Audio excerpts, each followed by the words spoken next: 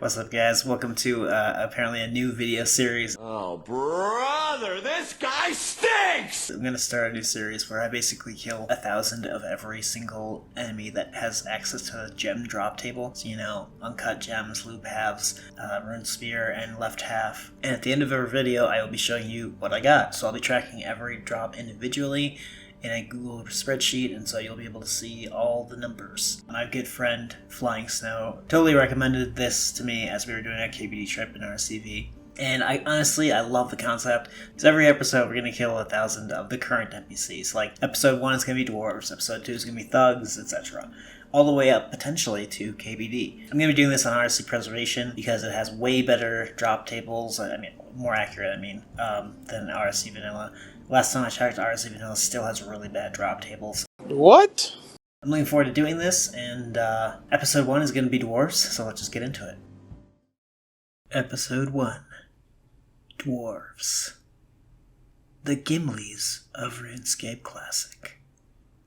I believe this is the only NPC in RS1 or RSC that actually had a music video dedicated to it. This is not a friend! You are very small! You can barely stand up to me!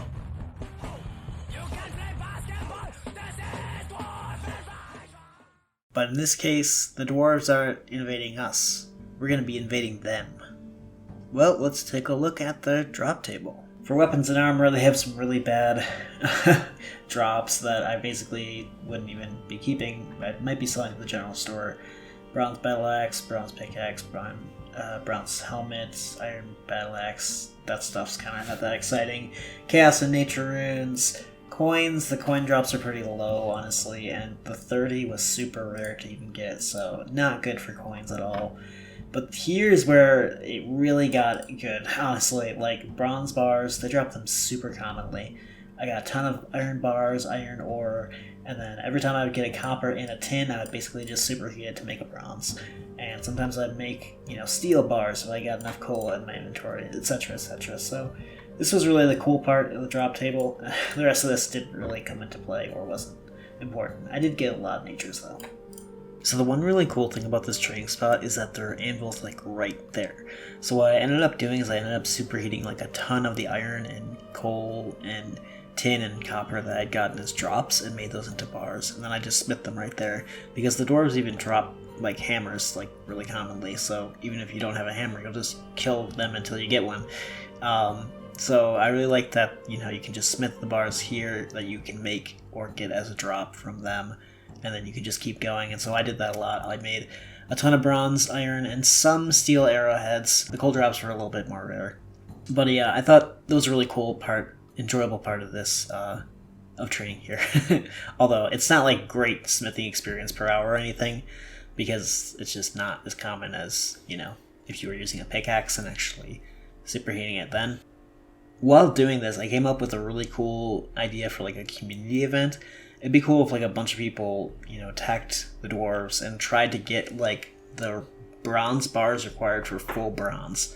And whoever got full bronze first and equipped it and showed it on their character wins a prize or something. I think that'd be kind of cool, because it's kind of based on luck. But you can't use a pickaxe, you have to use the copper, tin, and bronze bar drops that you get from the dwarves themselves. One final thing to note about this training spot is there's actually a general store right within steps of that anvil section of the mine. So you just walk over here and you talk to, I think it's Dwarven Shopkeeper or something. It's basically just a general store, so you can sell whatever you want there. So I ended up selling a lot of the bronze and iron battle axes there, because they do bring in some GP. And finally, we're going to take a look at the actual drop sheet. So this is the Google Sheets document that I logged all the drops in. What I did for this is I basically just went to the wiki article for that NPC, and I just wrote out all the drops in order as they have it on the wiki. Noting that some of these have a certain item count. So you get 10 coins, some amounts of times, and so I list those all individually just because I think it's kind of interesting to keep it the same as the wiki. But Yeah, here's the drop sheet for dwarves. So starting at the top, 1,000 drops for bones. Makes sense because we killed 1,000. 17 bronze battle axes. Sold most of these to the shops. Some of them I didn't drop. I just dropped them because I didn't realize there was a general store right nearby. Bronze pickaxes, 105. I dropped all of these. I just didn't see the need to sell them or keep them. They probably wouldn't have sold for anything anyway.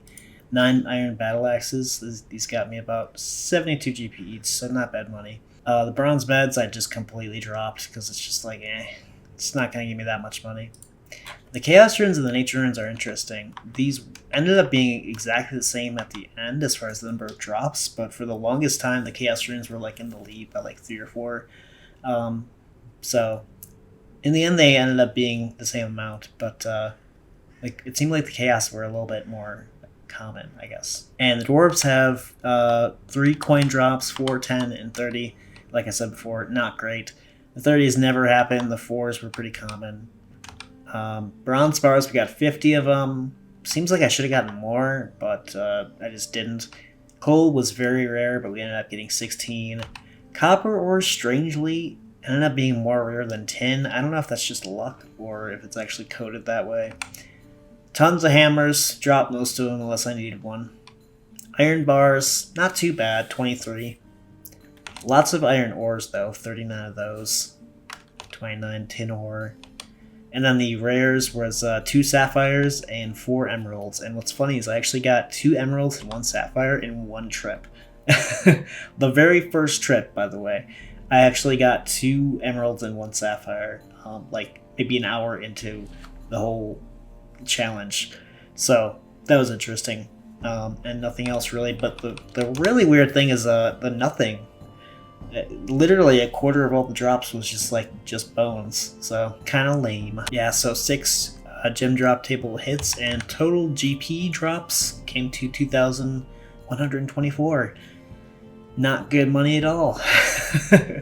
Finally, guys, I'm gonna just play a quick clip I recorded at the very end, just as I had killed the final dwarf, the 1,000th dwarf.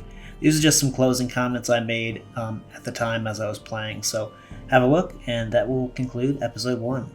1,000 kills on the board. Wow, that was kind of fun. Took a while, but some really good mining and smithing drops, honestly.